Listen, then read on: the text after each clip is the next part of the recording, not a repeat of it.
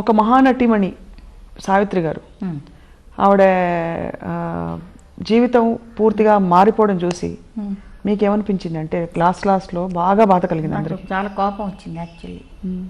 ఎందుకంటే లాస్ట్లో నేను వెళ్ళి కూడా చూడలేదు. ఎందుకంటే అంత గ్రేట్ ఆర్టిస్టు అలాగా ఎందుకు అవ్వాలి? ఆ టాలెంట్, ఆ ఇంటెలిజెన్స్ ఏమైందనేది ఎందువల్ల అలా అయిందంటారు జీవితం? అది మరి పర్సనల్ లైఫ్లో ఉన్న ఇబ్బందులు అందరికీ ఉంటాయి. ప్రతి వాళ్ళకి అప్స్ అండ్ డౌన్స్ ఉంటాయి పర్సనల్ లైఫ్లో. అలాగని చెప్పేసి మనం అలాగ దిగజారిపోలేం కదా. మనం సేఫ్ గార్డ్ చేసుకోవాలి కదా. మిమ్మల్ని బాగా కష్టపెట్టిన సంఘటన ఏది ఇండస్ట్రీలో మీకు జరిగింది? కానీ అన్యాయం జరగడం కానీ మీ మనసు గాయపడిన సందర్భం కానీ?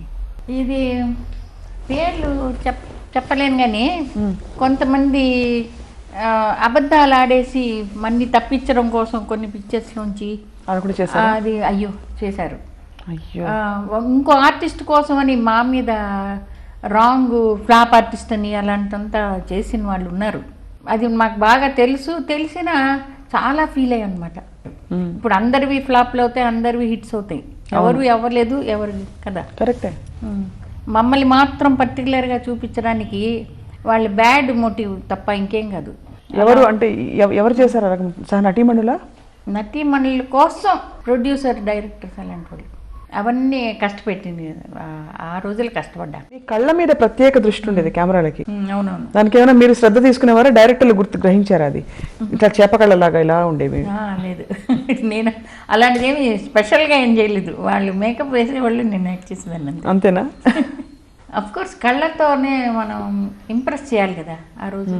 సో ఖాళీ సమయంలో ఏం చేస్తుండేవారు మీరు? ఖాళీ టైంలో నేను వచ్చాక గార్డెనింగ్ చాలా చేసేదాన్ని. ఫస్ట్ జయనగర్లో ఉండేవాళ్ళం. అక్కడ గార్డెన్ చాలా బాగుండేది. అంటే తర్వాత ఇది డెవలప్ చేసాం అనమాట. ముగించేలోపు మా తెలుగు ప్రేక్షకులకు ఒక సీక్రెట్ చెప్పాలి మీరు. చెప్పండి. ఈ వయసులో మీకు ఎన్నేళ్ళని అడగడం భావ్యం కాదు, అయినా అడిగేస్తున్నాను. 75 దాటింది. చాలా సంతోషం కృష్ణకుమార్ గారు. థ్యాంక్ యూ వెరీ మచ్ సాక్షితో మాట్లాడడానికి ఈరోజు.